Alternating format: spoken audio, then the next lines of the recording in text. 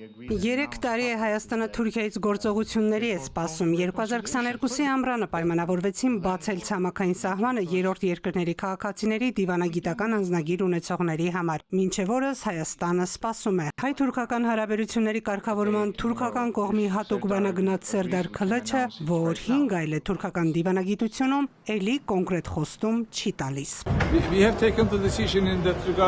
Այդ առնչությամբ որոշում ենք ընդունել դեռևս 2022 թվականին երրորդ երկրի քաղաքացիների եւ դիվանագիտական անձնագրեր ունեցողների համար։ Հիմա աշխատում ենք տեխնիկական մանրամասների վրա։ Չգիտեմ երբ դա կլինի, բայց լուրջ աշխատում ենք։ Հուսով եմ հնարավորինս շուտ պետք է ավարտենք այս գործընթացը։ Հայաստան-Թուրքիա հարաբերությունների մասին Սերդար Քլիչը այստեղ ընդամենը վստահության կառուցման գործընթաց է տեսնում, ոչ թե բանակցություն։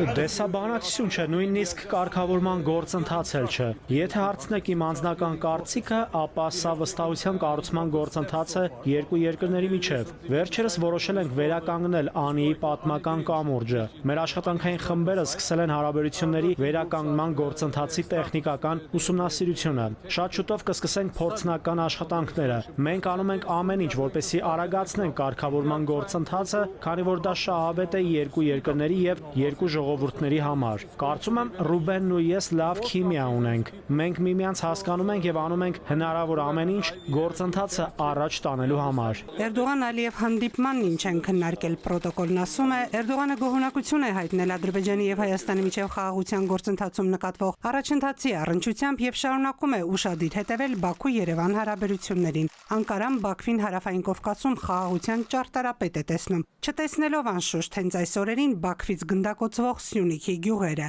Ալիևը կապել է Էրդողանի ձեռքերը։ Դժբախտաբար Թուրքիան ինքնին գաբած է այդ գործընթացի մեջ եւ այլևս անգախ ընթացքի մեջ չէ։ Իր գամքը չի գնա կորզատրել։ Այդ է երևույթը, պետք է որ Ալիևը համոզե նախ։ Ալիևն իր առավելաբաշխության հետևանքով միշտ բանջներ ներկայացնում է եւ այդպեսով ցկցկում է այս խնդիրը։ Խոսելով Հայաստանի սահմանադրության փոփոխության մասին, որը Ադրբեջանի վերջնագրերից մեկն է, թուրք դիվանագետ Սերդար Քլիչը ուղիղ է ձևակերպում։ Դա կարևոր հարց է, դա Հայաստանի ներքին հարցն է։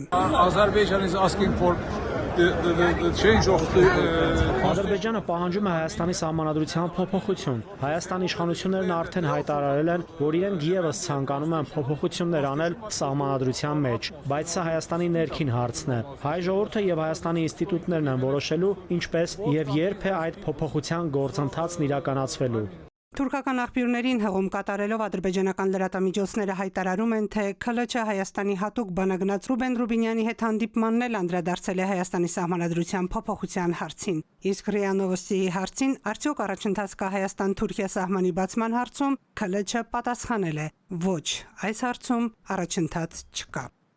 Սիրանուշ Մուրադյան, ժամը լրատվական։